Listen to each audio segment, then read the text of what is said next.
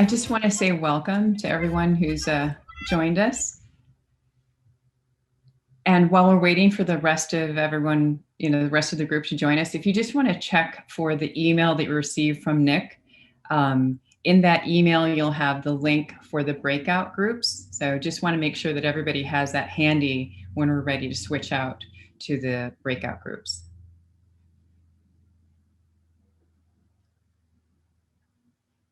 Looks like we're almost here. I'm going to give it just one more minute to let everybody collect and make sure we've got as many people here as possible. So we'll just give it one more minute, Nick, okay? And we'll begin in at 2.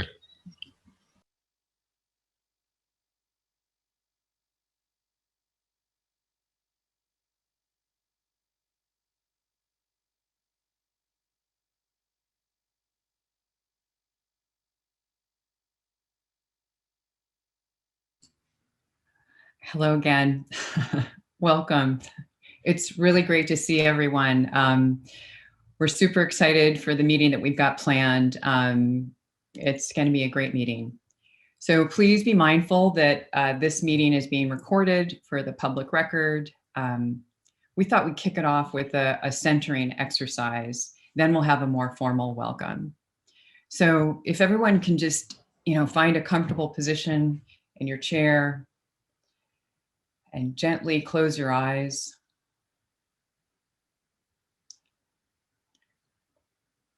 Feel your feet on the ground. Place your hands in your lap. Focus on your breath. Breathe in slowly. Breathe out slowly. Deep breath in slowly. And deep breath out slowly. Breathe normally again. And slowly open your eyes.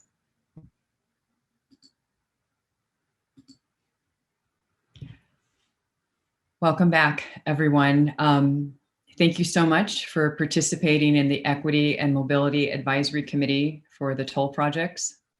For myself and on behalf of ODOT, we very much appreciate your time and commitment to this process. So when it comes to technical help, please take note of Nick's information on the screen there, have his phone number and email handy just in case you need it later. Once again, we will be recording the entire meeting, and what you say is part of the public record. The recording will be made available for the public review next week. To find out more information about the project, please go to OregonTolling.org, and community members, you are welcome to email your public comments to us at oregontolling@odot.stateor.us. Next slide, please. Several of you said you'd like to keep the land acknowledgement in our meetings. Currently, ODOT is working with the community of tribal leaders to understand how we honor this tradition in a virtual environment. When they reach an understanding, we look forward to sharing the outcome with you. So thank you for joining us today. I am Jessica Stanton, your new Emac facilitator. It was wonderful to have had the opportunity to meet with all of you before the meeting. I want to acknowledge all of the excellent work that you've done. You are pillars for our equity process. I also wish to acknowledge and thank Christine, your previous facilitator, for all the work you did together. I have big shoes to fill. Together, you all built the foundation for where we are today, including developing your charter, providing thoughtful input on the public involvement plan, and adopting the equity framework. I'm in awe of the groundbreaking work you've already done. So now it's time to leverage the foundation you have built to take on the next stage of Emac, putting equity to work. We want to give you, as a committee, the opportunity to fulfill your purpose in guiding the project and ODOT to cultivate processes for equity and equitable outcomes. We'll be building in equity with the mitigation strategies for the tolling projects, and will continue to guide an equitable public involvement process. We'll be developing your recommendations for policy to share with the OTC. We're going to build partnerships. As part of our work, we'll collaborate with our colleagues on the committee, the project team, ODOT, and the OTC. And we will continue to look for opportunities to build partners beyond this room to deliver equitable outcomes. Let's promise each other to keep our eyes on the prize. I'm thrilled. I'm just thrilled to be moving forward with you. The foundation is set for the work that you've done. We have the support of ODOT and the project team and the brain trust and passion of you all as Emac members. Let's go big with equity. Together, we have an amazing opportunity to write another kind of transportation story, one that leads with equity. Next slide, please. So now I'm just briefly going to remind you of the working together agreements from your charter that we have for all of our meetings, including today's meeting. So we're going to listen, believe, and reflect, accept non-closure for the moment, speak your own truth with compassion, listen to understand, not to respond, value and celebrate each other's experiences, open hearts plus open minds leads to exploration of possibilities. Make space, then take space, and be concise. Bring your best thinking into the room. Attack the problem, not the person. There's going to be disagreement, frustration, and differences of opinion are acknowledged, they're explored and addressed. Next slide, please. We're now moving on to our meeting's purpose. Our purpose today is to transition from process to outcome equity. So during the last meeting, we had the process equity performance measures workshop. We learned about the Metro Regional Congestion Pricing Study, and we had an update on the toll projects. If you need to refresh your memory about where we've been, look to the Emac meeting number 6 summary and the committee questions and request matrix. If you need us to resend these items to you, just reach out. Next slide, please. So now we're going to talk about our proposed outcomes for this wonderfully ambitious meeting. We want to gain Emacs, your support to move forward with the process equity performance measures and the Emac game plan. We'll identify the information and support needed for Emac to achieve success. And we want to understand how the equity framework will be applied to policy development and toll projects. And we want to listen to and hear from the broader community and Emac members about what you're thinking. What's everybody talking about? Next slide, please. So here's our list of agenda topics. We've talked about the purpose of the meeting and we have a robust agenda, but it's really important for all of this to work. We need you to give us your support and thoughts about moving forward with the game plan. Just a friendly reminder, please take time to look through your emails for an email from Nick Fazio. It's dated today, March 31st. In the email, it will have the required Zoom link that we'll need for our workshop during the meeting. Please take a look for it now so that when we're at that point for the workshop, we can jump quickly into those breakout groups. Next slide, please. As I mentioned earlier, it was an amazing entry into this project to spend time talking with each one of you. There were so many takeaways from our conversation, so I'm just going to share a few. It is so clear to me that Emac is a diverse and prolific group of people. If I were to imagine a committee that could build equity into a major infrastructure project like tolling, it would look like you. And I heard from all of you that you are here for something bigger than yourselves. And another one of the thoughts that you shared with us is that you want to discuss topics like tolling and ODOT, other things that come up during the meeting together in real time. So in response to you, the project team has invited other people connected with this vast tolling program to be available when those conversations occur. Next slide, please. We want to thank our committee member, Amanda, for sharing with us what she's learned about community engagement in Washington County. She helped inspire our approach to sharing our thoughts with you.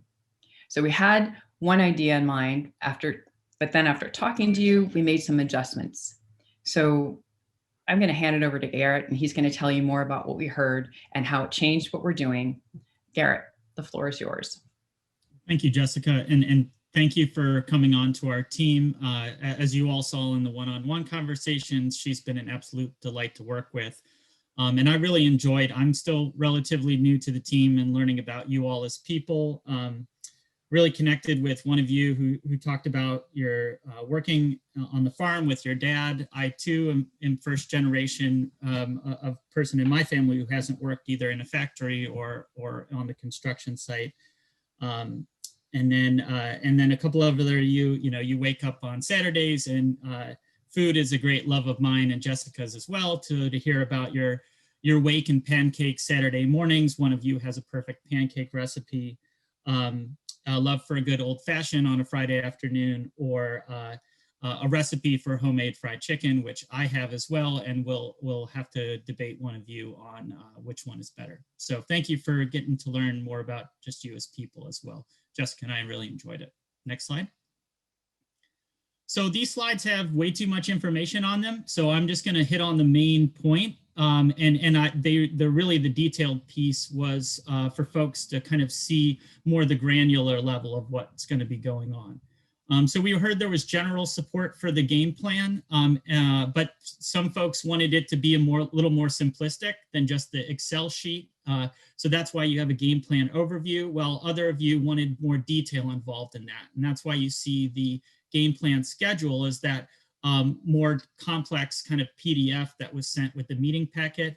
And agree, please use your Zoom feature to find the text there, because it's kind of small if you just look at it in one screen. Next slide.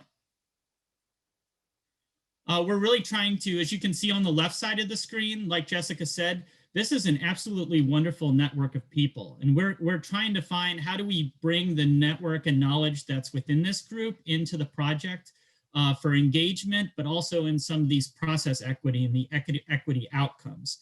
So we'll start that conversation today, but it's still one we're trying to evolve and get better at. Next slide. We really want to develop relationships and understanding as these recommendations head to the Oregon Transportation Commission, which we're thankful we have Commissioner Smith on our committee.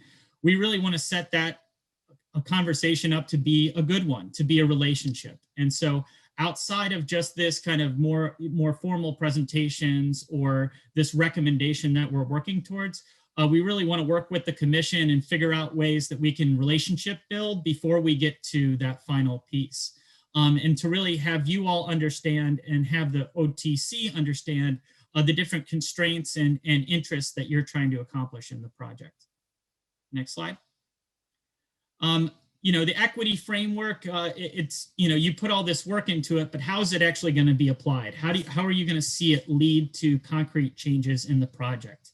And I think we've done a great job of communicating the process and the engagement side.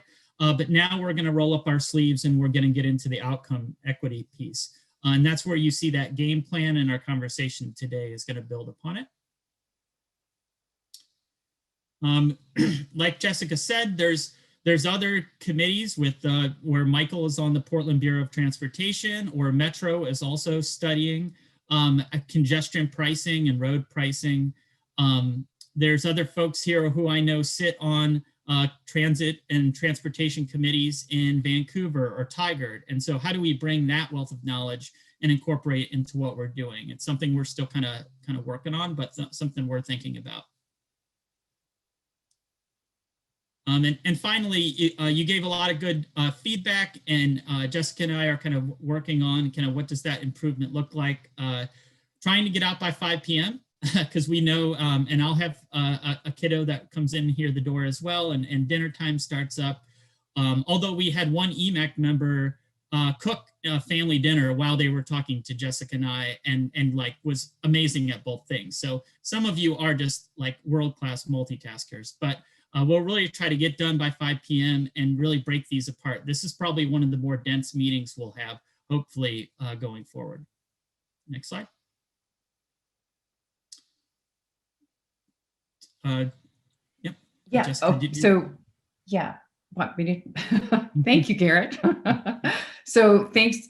We hope to have captured the takeaways from the one-on-ones with you. There's probably so much more that we could have said about them, but we consider this a great beginning for more conversations to come. So back to our earlier point, we were thinking one way about the Emac game plan, and then we asked for your thoughts, and you had excellent ideas. And one of those ideas is, why don't you map this out visually for us? Give us a visual overview. So voila. Here's our first pass at an overview. Garrett, would you like to walk us through the overview? Yeah, and so I think,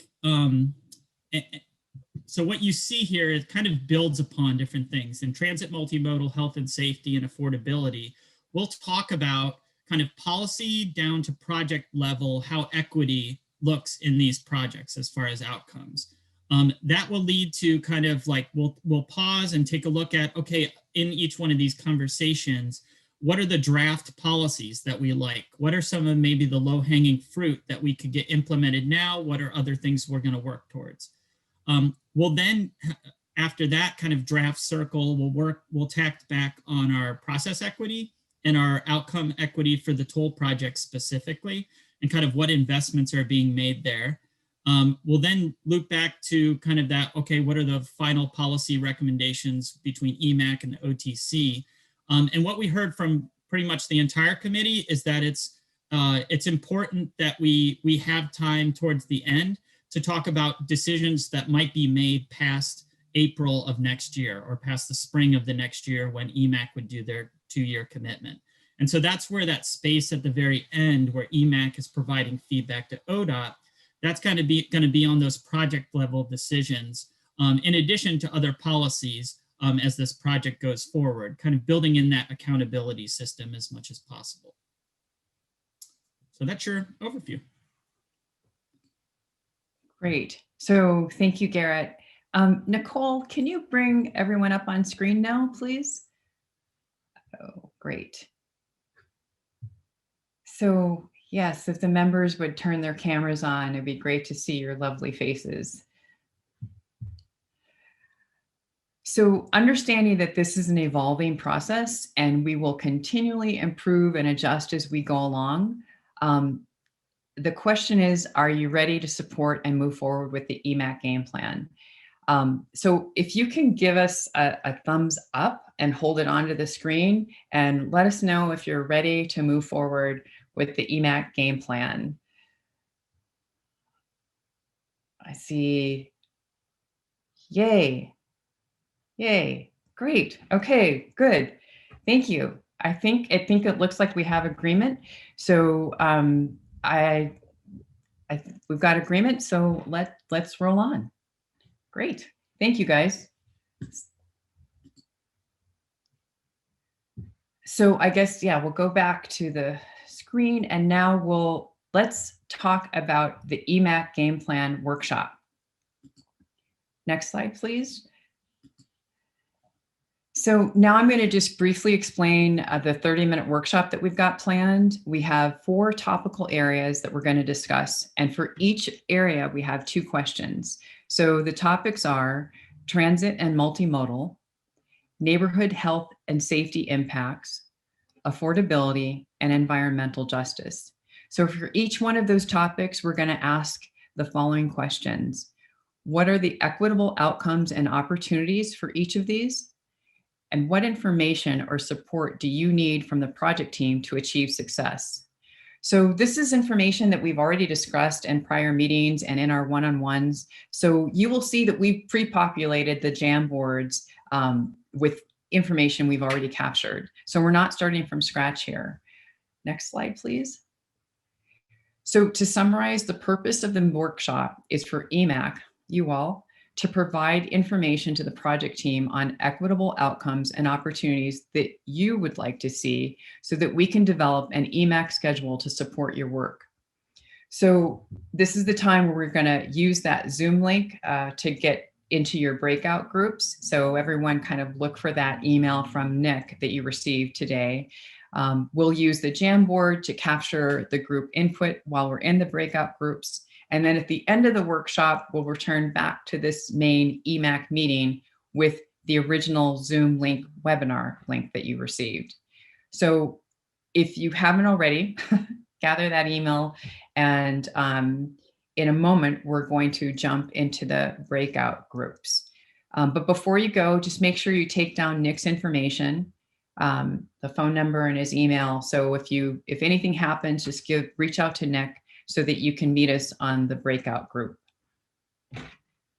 Zoom. Okay? See everybody in the breakout rooms.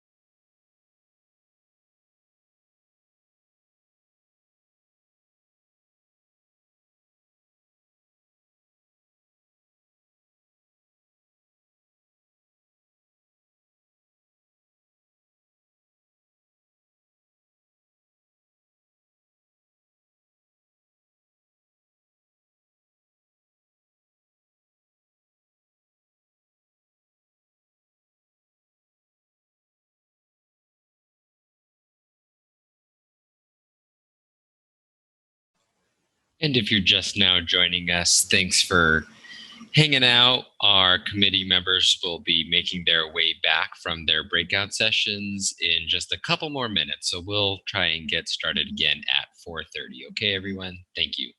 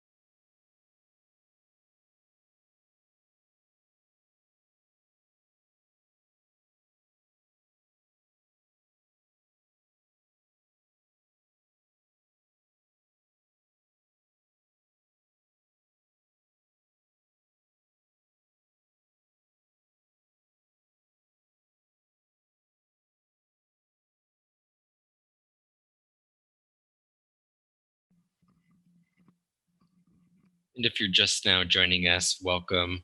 Want to let you know that our Emac members are coming back from a brief break, so we'll go ahead and get started at 4:30, just another couple minutes. Thanks, everyone.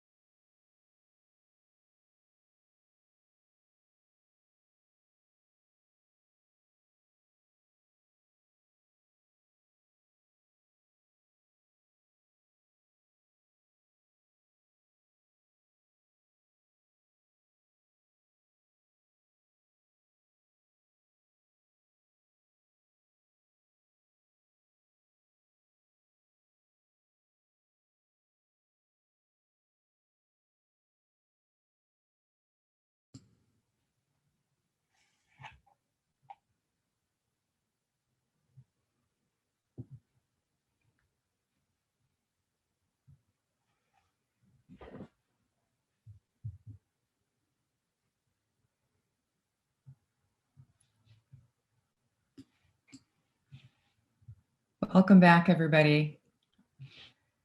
Those were amazing conversations in the breakout groups. I think we have just about everybody here. Are we waiting for a few more people?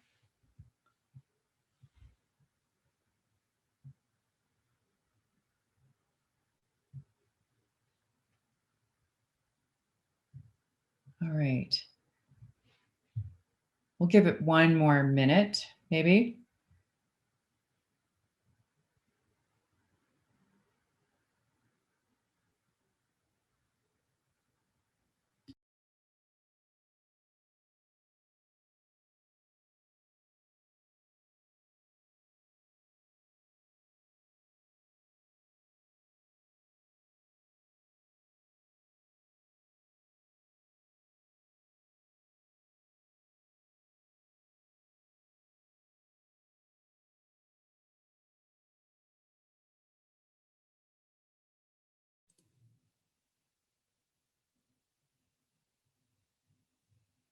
Yeah, just gonna, I think we are waiting on a few more people, but maybe we could, the report out, we could start that, and then, you know, I think just a few people there could filter in before we get to new content.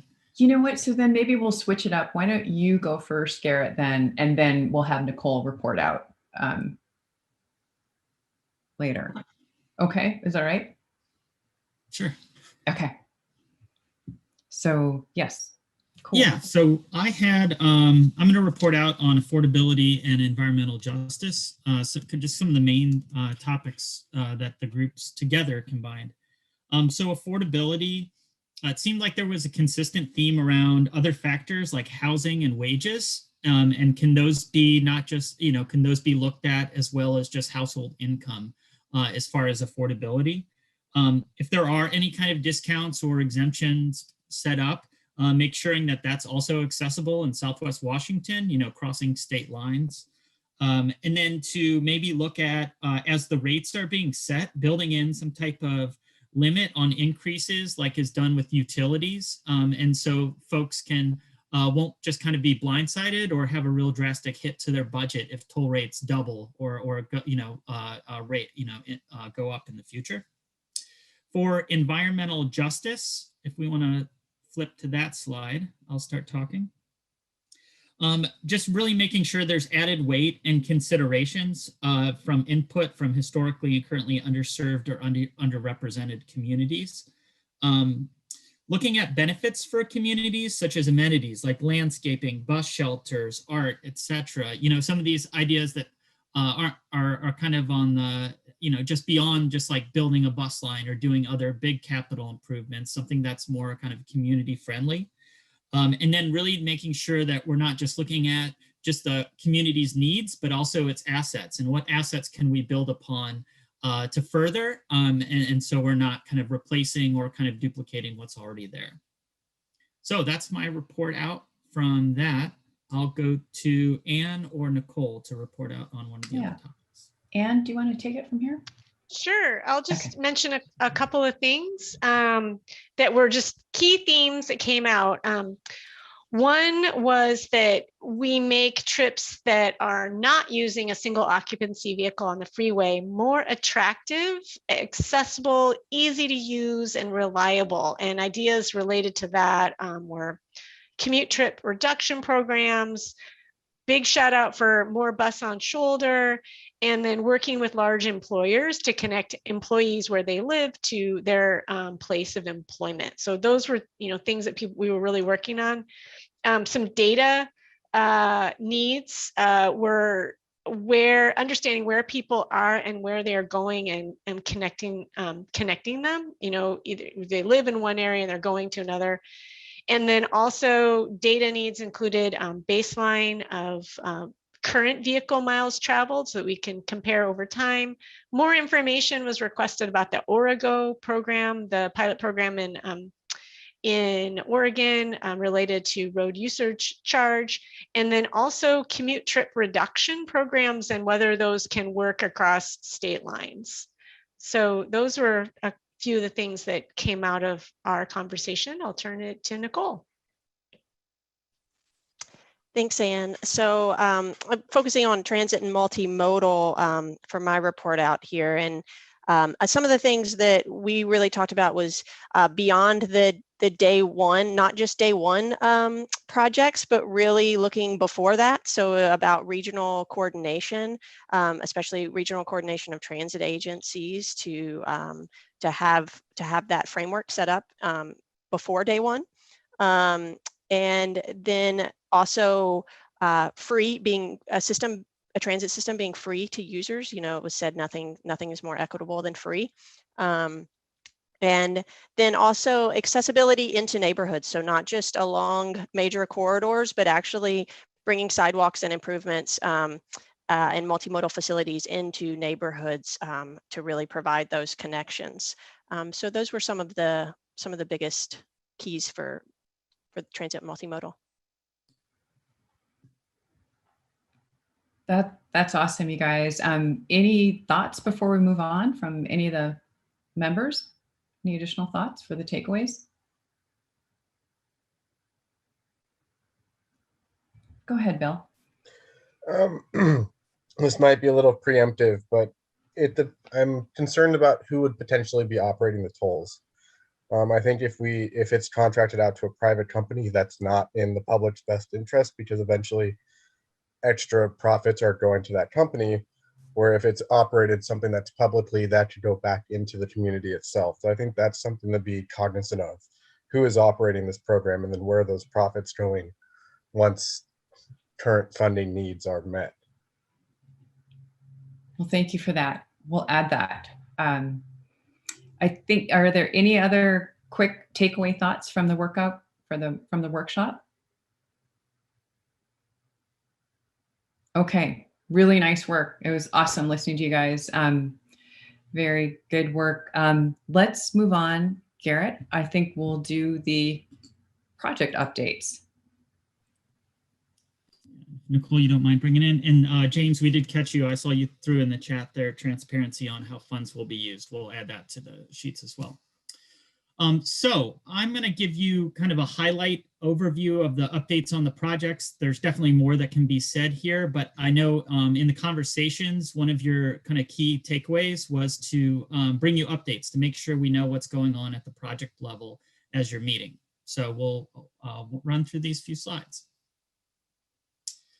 So this was going back to how is the equity framework being applied. I just wanted to highlight on this the difference between the policy and engagement and the toll projects. And so if we want to go to the next slide. So for policy and engagement in the equity framework, you get to step 4 and you have the opportunity to go fully back to step 1. And so with policy engagement, that's a little bit, it's easier to accomplish. And so what you see here is as we're starting off last summer, but as we build on the policy decisions moving forward, we'll really have a chance to kind of loop back and look at all the policies and where they stand and provide feedback on that as that heads forward. And the key documents you're going to look for to where ODOT's policy commitments are going to be in what's called an Equitable Toll Report, which is a report we're developing now and we'll get to you soon, and the Public Involvement Plan, which you'll hear about from Hannah and Anne in the subgroup that worked on that. Next slide. So for the toll projects, because it's developing a project, decisions are made and they kind of progressively build and narrow. And so that's a difference from the policy work. And so, because I've worked on, was just recently working on the Southwest Corridor Light Rail project, and we would have meetings with folks about, well, if we're just looking at light rail, why don't you go back and study bus, or why don't you go back and study another option? And in the NEPA process, when you get down to like if you're looking at the asterisk that says spring of next year, when we look at the alternatives for I-205, we're really looking and choosing between those alternatives, and there's not the opportunity to fully go back and study a whole nother alternative in that.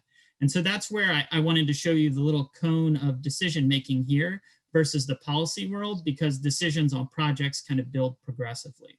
And so there's NEPA documents, which we'll continue to bring to you that have where the project decisions lie.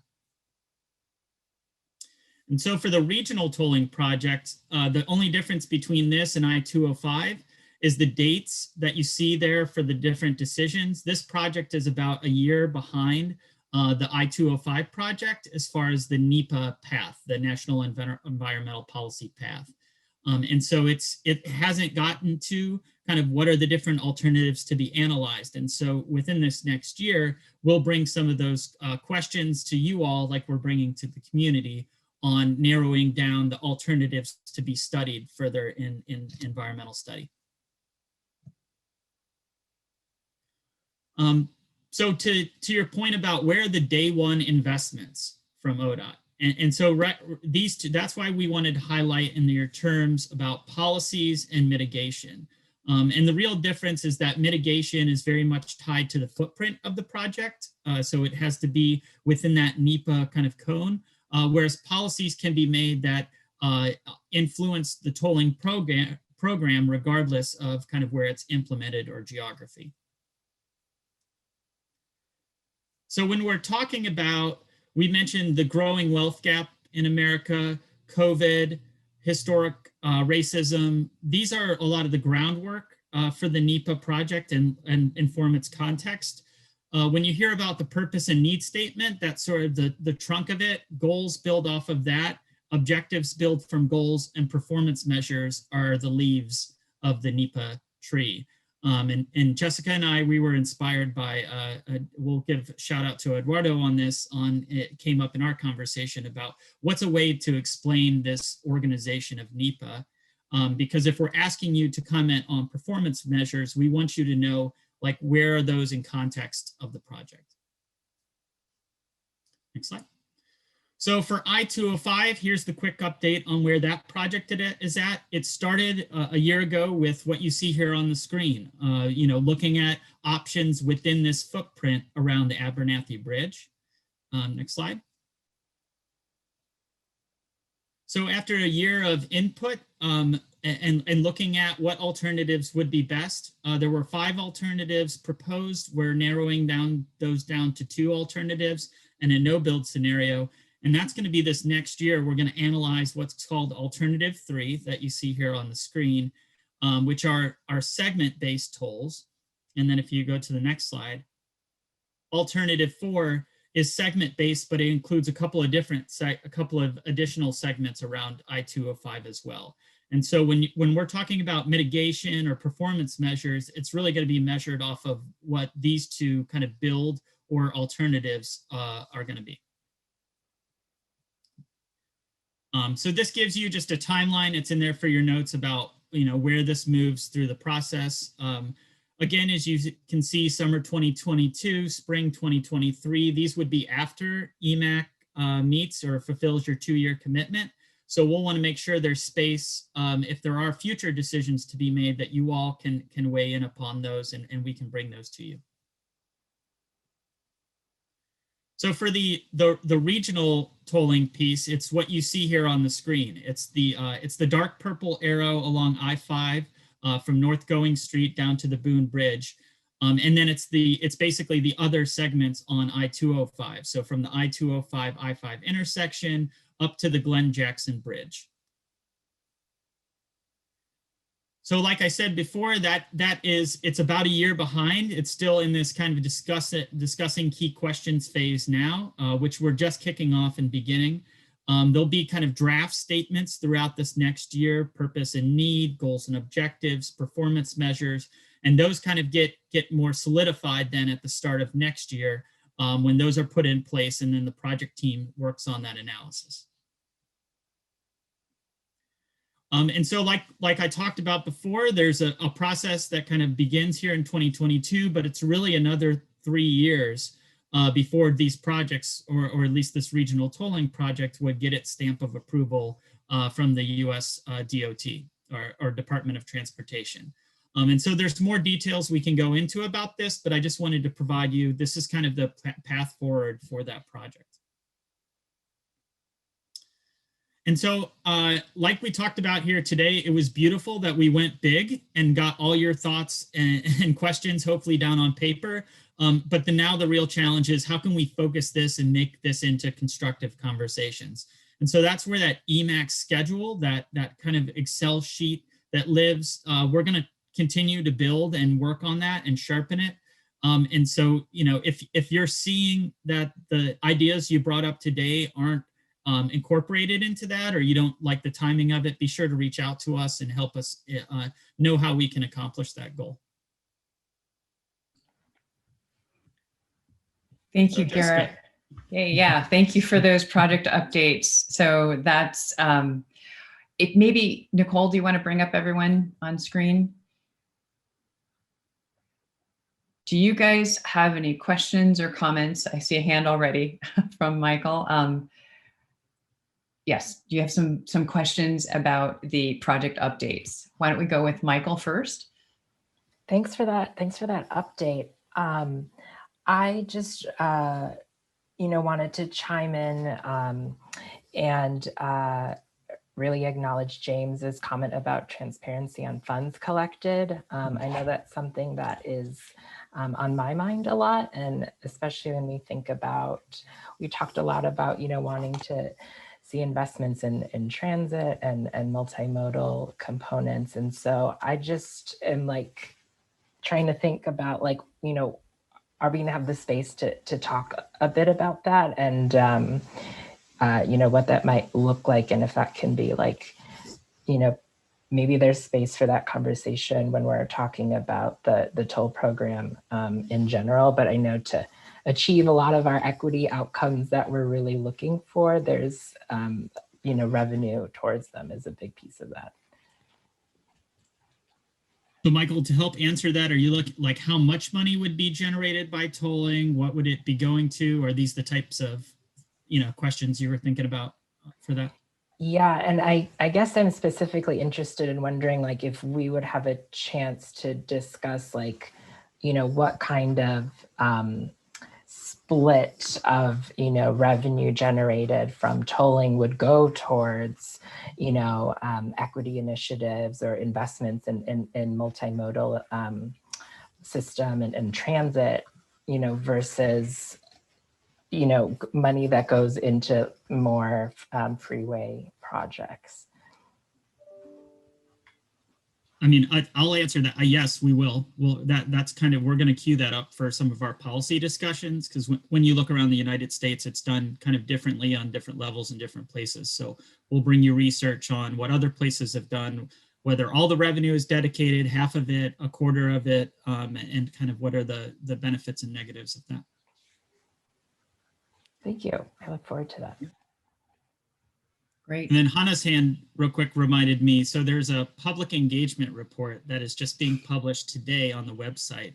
And so all of the comments we received, the 4,600 plus comments and ODOT's responses to those, and specifically the from historically underrepresented, of underserved communities, that's all going to be put on our website, and we have additional communication and other things going out after that. Did I cover it, huh? Okay, cool. Sorry. Any other questions? Any other members have questions about the project updates?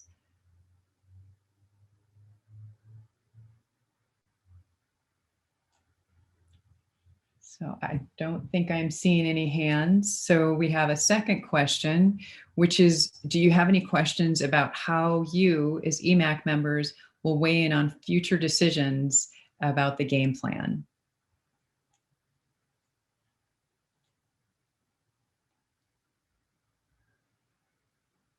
No questions? All right, I'm not seeing any hands, so that's great. Okay, then I think we'll move forward. Are you good to go forward, Garrett? Yeah, I think so. It's a big question and one that's evolving. So just look to that Emac game plan schedule, that detailed sheet, and as you see things in the future, let us know if we're hitting the mark on lining up information for you.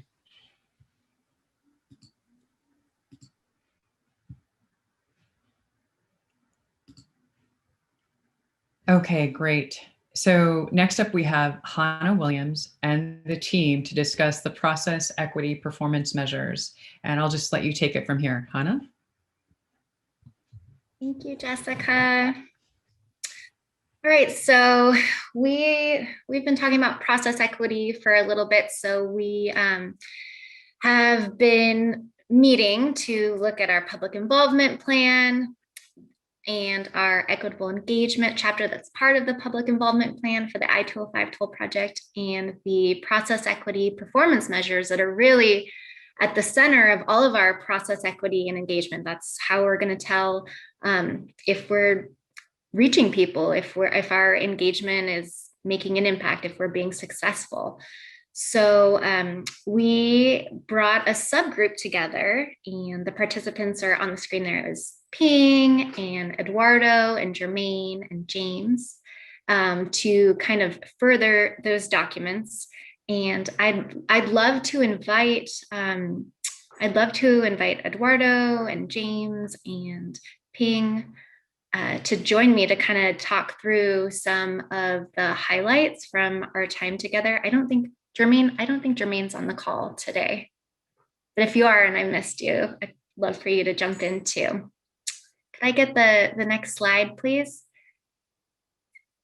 We're really hoping, all of this work is evolving. These are all working documents, because as we, dig into a round of engagement, we're going to learn a lot. We're going to evaluate ourselves with the performance measures, and then we'll have to make some changes as we go. So just want to put that out there, that even though we hope to really get your support today to be able to move forward and dig into all of this work, get started, we will be coming back and making changes and making them better and stronger. So some of the things that really came out of our discussion was just being clear about what these documents are for. So really, these are internal documents that we are using to make sure that our engagement is meaningful. And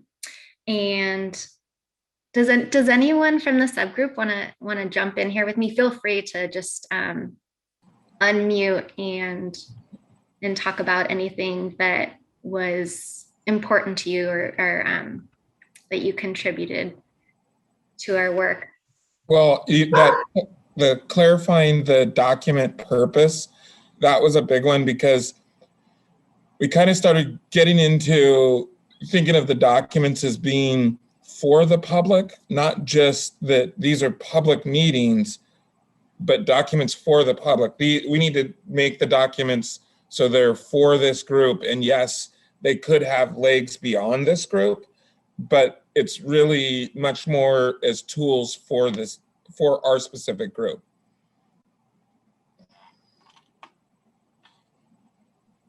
Thanks, James. Yeah, that was really helpful for us to realize that and be really clear with the purpose for all these documents so that we can all be successful.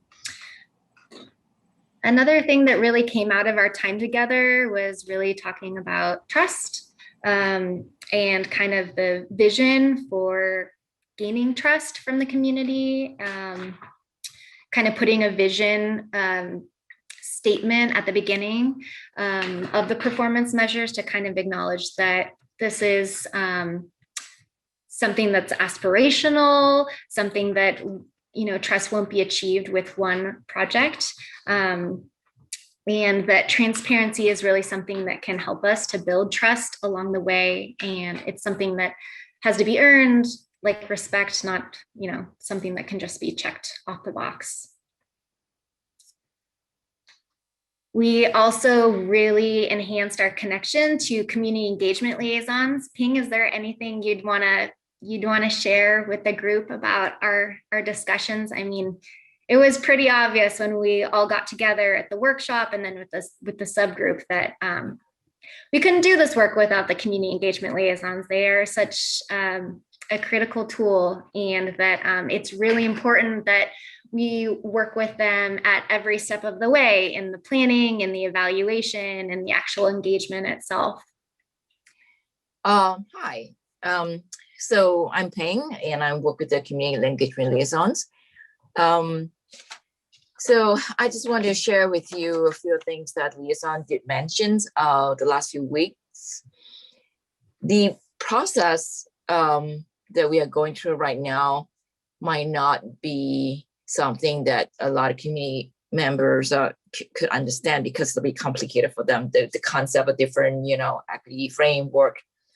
But the liaison did mention a few things that from talking to community members is that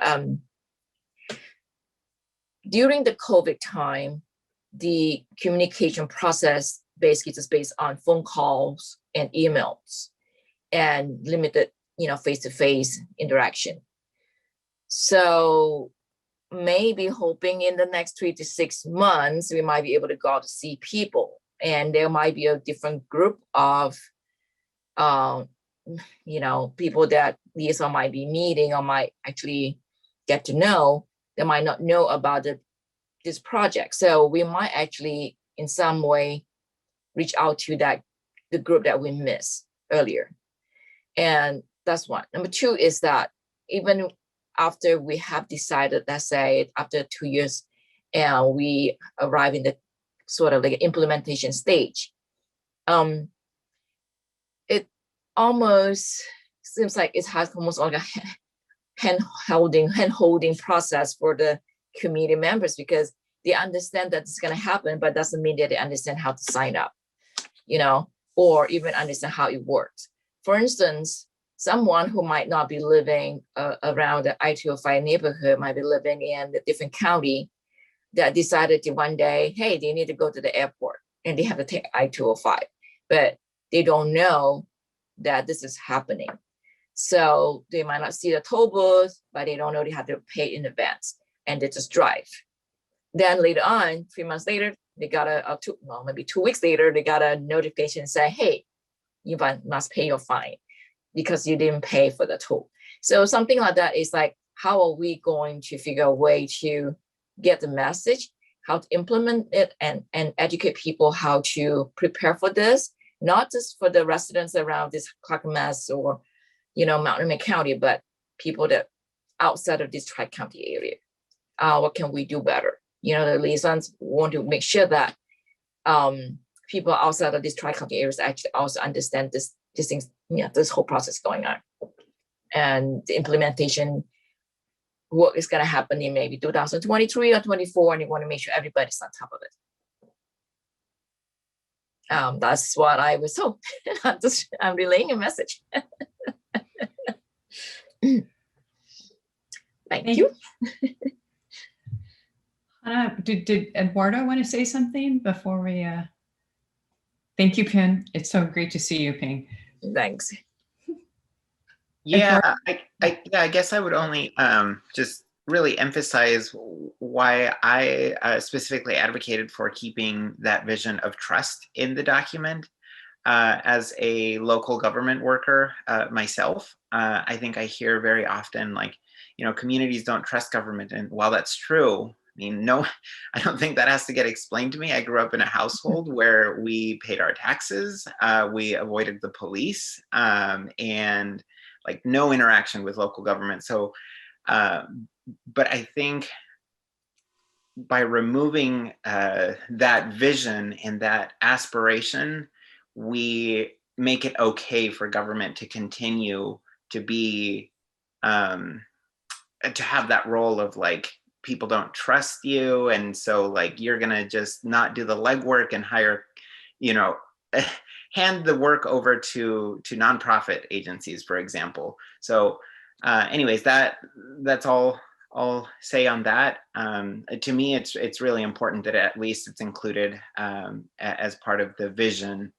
And yeah, it won't be accomplished in this project, but we'll continue building off of this, and hopefully it'll be a model for future projects. Thanks, Eduardo. We feel really good about it being in there too. We're excited to work with you. So with that, Jessica, do you want me to turn it over to you to ask the big question? Let's ask the big question. Having heard that, thank you all for that great report out about all the good work that you've done. Are you ready to support and move forward with the process equity performance measures? So maybe Nicole will bring back, everybody up, and let's just have a thumbs up if everybody agrees to move forward with the process equity performance measures. I'm seeing good agreement. I think, yeah. Okay. I think we've got agreement. So good. I think we can move forward. Great work, you guys. And thank you for the report. So I think we'll bring back up the slides, and now we're in the public comment and committee report out period. So I think let's just welcome we've saved time for verbal comment for the committee. So if you would like to address the committee, this is to the public. If you would like to address the committee, please go ahead and raise your virtual hand. And if you're on the phone and want to raise your hand, please use *9. Are there any raised hands, Nick? There are. Okay.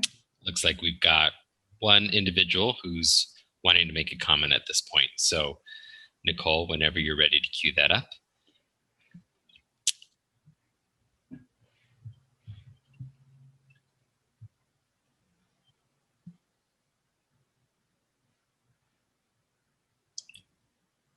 And Doug, this will be you. Doug Allen, I'm going to go ahead and unmute you.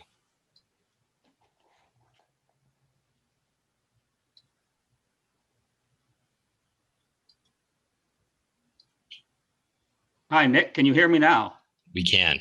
Go ahead, Doug. Yeah, good afternoon. My name is Doug Allen, and I'd like to bring to your attention a bill that's in the Oregon legislature that makes a big change to the current law regarding congestion pricing. This bill is House Bill 3055, and the relevant sections are 52 through 80. These sections have been proposed by ODOT, and they do several things. First, they replace the words congestion relief program with toll program, and abolish the congestion relief fund into which congestion pricing revenues would have gone, and replace it with the quote toll program fund. And all references to value pricing would be removed from Oregon law. This may sound like it's just semantics, but the other big change is to create a bond program to pay for highway expansion projects only, and give bondholders first dibs on all revenue in the toll program fund. What this really means is that even on I-5, ODOT is moving away from low levels of variable tolling for congestion relief to high and inflexible levels needed to pay off bonds for construction projects. The essence of congestion pricing is gutted by these changes. Don't expect any surplus revenue for transit facilities or safety that aren't on the actual freeway. Expect high tolls even off-peak and at night. This bill deserves your analysis, understanding, and opinion before it is passed out of committee to the full legislature. So there was a question about coordination. Look at today's Willamette Week, where there's an article about how ODOT has proposed transit on shoulders, and the executive director from TriMet at the meeting says, what? We have no plans. We have no funding to pay for buses on shoulders through the Rose Quarter project. So please take a look at this change in the program from congestion pricing to tolling for project construction. Thank you very much. Thank you for your comments, Doug. We appreciate them. Nick, do we have any other hands raised? We do not at this moment. Okay. Oh, you know what, Jessica? We do. Okay, great. Laura, I'm going to go ahead and unmute you. So you should see that notification in just a minute. Whenever you're ready, Laura. Hello, can you hear me? Loud and clear. Great. My name is Laura Grayerbeal, and I want to thank you for doing this emphasis on equity within our transportation system. I think it's so important. There is one thing I'd just like to raise, and I'm not sure if this is the appropriate time, but I do live in the Oregon City West Lynn area. And I saw that one of the options is to eliminate vehicle traffic from the Arch Bridge to create a pedestrian bicycle transportation option. And I'm 100% in favor of a bicycle and pedestrian option, but not at the loss of that bridge for vehicles. Just last week, we had an ice situation and I-205 was shut down. And if we didn't have the arch bridge, there's no way for us to get to Oregon City. And I work in a school, so I have to be there. So just wanted to let you know that we definitely need that second bridge to cross the river. Thank you. Thank you, Laura, for your comments. Nick, anyone else out there? Not at this time. Okay. Okay, great. Well, if there is anybody else out there, please note that your comments are welcome at any time by emailing oregontolling@odot.state.or.us or calling 503-837-3536 and leaving a voicemail. So thank you, Laura and Doug, for your comments, and anyone else out there listening that would like to send comments to the committee. So I think now we should move to the next slide. And this is the time for the committee to share what you've been hearing from your community. But I think we're going to start it off with Michael to share his work and poem on the letter that they wrote. Thank you. Yes, I'd love to share about it. And I just put the link to it in the chat if you wanted to see it there. And I'd love to just share a few excerpts from it. And this is coming from the Pricing Options for Equitable Mobility Task Force, a group that has been meeting about every month for the past year. And so they wrote a letter, and it is in regards to tolling, and it's an advisory group to the city. So the letter is addressed to our commissioners and bureau directors. So I'll just jump in and read a few highlights. We believe that highway tolling, if implemented intentionally to manage demand on our transportation system, i.e. designed as congestion pricing, has the potential to contribute to more climate-friendly and equitable outcomes. Our current unmanaged highway system contributes to climate change, air pollution, serious and fatal traffic crashes, burdensome transportation costs, and a host of other problems, many of which disproportionately burden Black and Indigenous communities, other people of color, low-income people, and persons with disabilities. Rising congestion on our regional highways also poses significant costs to our economy and quality of life. Expanding highways, however, will only make these negative impacts worse. We do not want to see an increasing reliance on highway infrastructure, and instead believe we should use our existing infrastructure as efficiently as possible. We believe tolling has the potential to be a tool to manage our system more efficiently, reducing the need to spend limited resources on expensive highway projects and preserving funds for multimodal investment. However, if the region is to implement tolling for demand management, it cannot do so without an explicit commitment to prioritize the needs of Black and Indigenous people, other people of color, low-income Portlanders, and persons with disabilities. And then I'll just share some of the key specific recommendations. One is the primary goal of highway tolling should be managing traffic demand and using the existing system as efficiently as possible to move people and goods in a more sustainable way. While tolling can also be a revenue generating tool, this should not be the top priority. To better align with demand management objectives, we recommend ODOT change the name to a congestion pricing program. To achieve mobility, climate, and equity outcomes, toll prices should be variable based on levels of congestion. And then I'll jump down a little bit. Discounts, exemptions, or rebates must be provided for low-income drivers. Technology and payment systems must be designed to reduce barriers for individuals with limited access to bank accounts. Tickets and fines for non-compliance should be means-based and structured by income level to mitigate disproportionate impacts. And then further down, to reduce traffic demand on highways, we must provide people with robust multimodal travel alternatives. Tolling revenue must be available to create and support this broad multimodal transportation system, not just highway improvements. And then tolling revenue must also be available to ensure that traffic diversion from the highways does not make local streets less safe and does not adversely impact transit. And so those are just a few selections from the letter, and I think you'll see a lot of the themes that we've discussed here are also in that letter as well. So thanks for giving me the time to share that letter. I'm happy to take any questions, or if anyone wants to connect about the poem work, I'm happy to do that as well.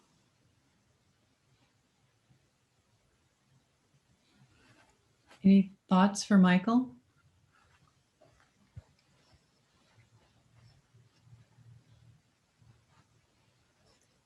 Well, I'm not hearing anyone. But thank you very much for that, Michael. I think what we'll do now, let's just take a minute and see if there's anyone else that has wants to share what's going on with their communities. Thanks a lot, Michael. It was awesome. Thanks.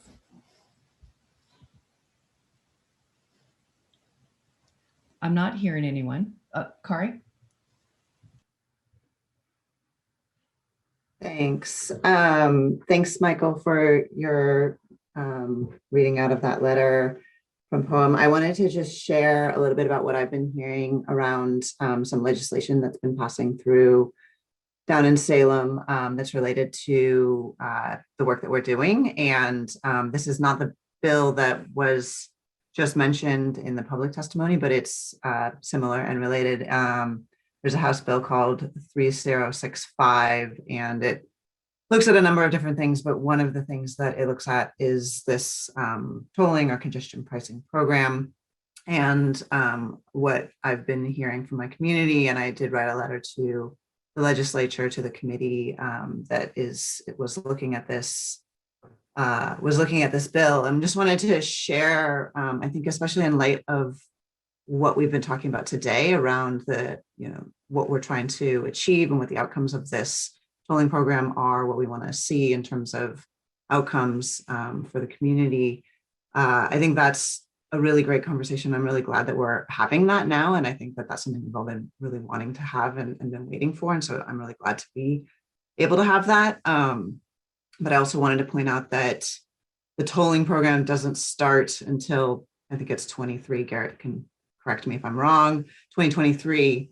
But what's being proposed at this point is that the projects themselves start within the next year, so before the tolling begins. And I think that's something that isn't always clear completely when we're looking at the timelines of what this project is looking at in terms of the tolling, what happens with the projects themselves. And so I just wanted to read a little bit of the letter that I wrote to the legislature around some of the changes that are coming through with this House Bill 3065.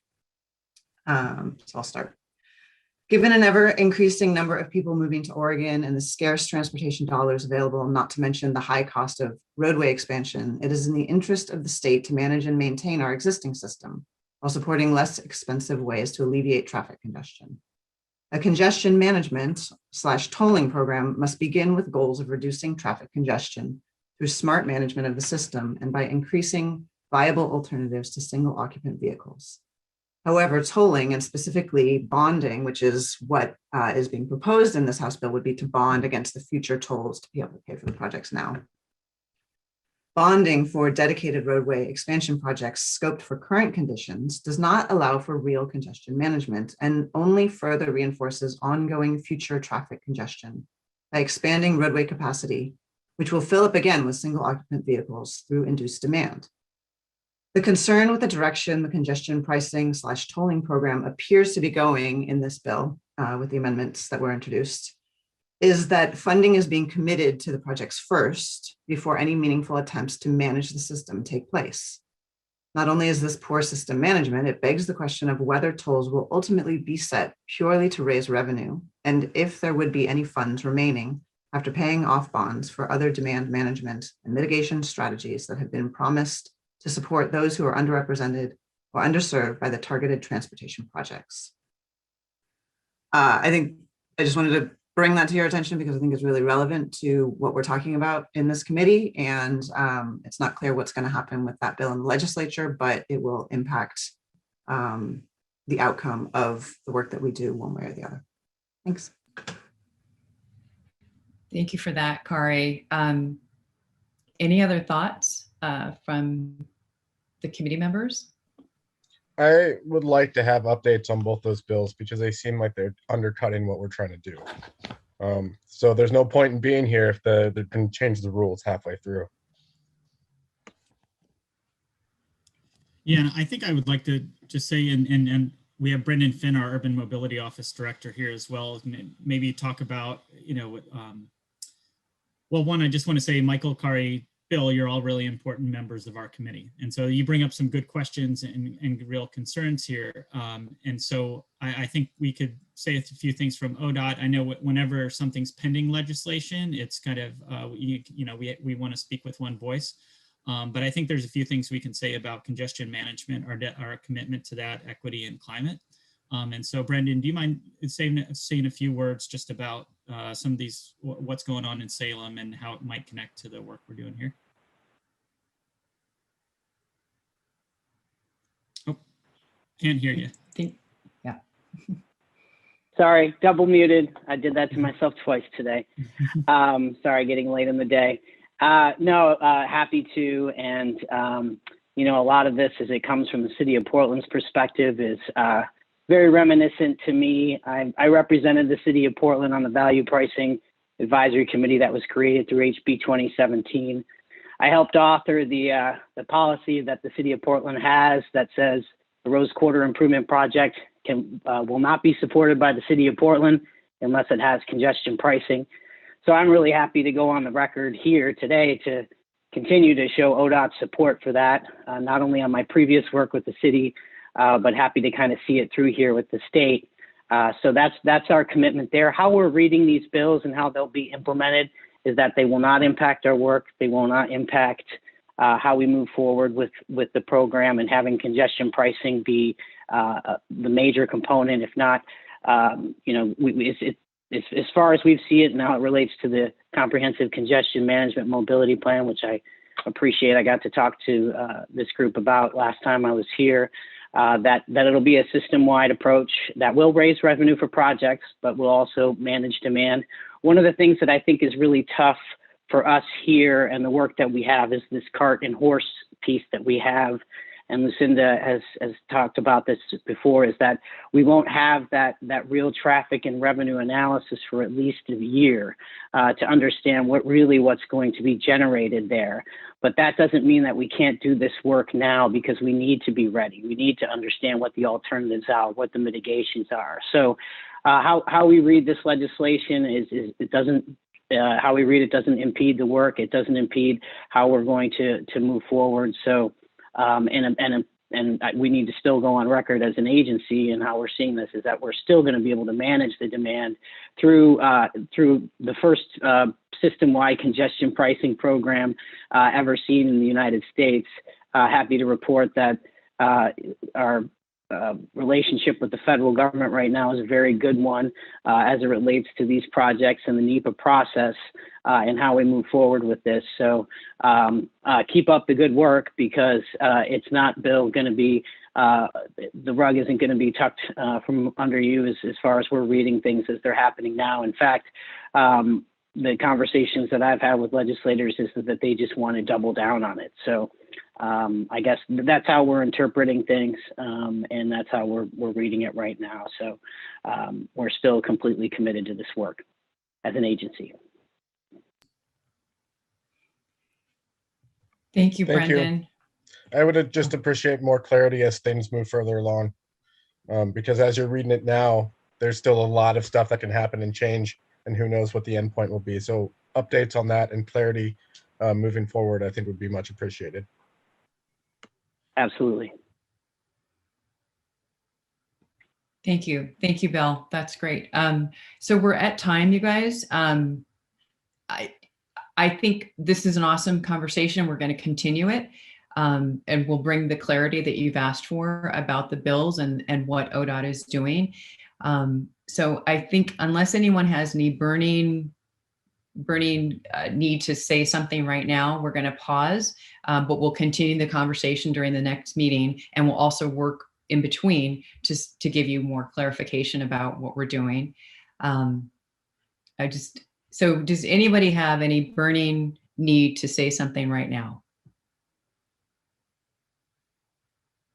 Okay, I think we're ready to go ahead and close the meeting. So yeah, next step. So our next Emac workshop is on April 28th, and it's from 3:30 to 5 p.m.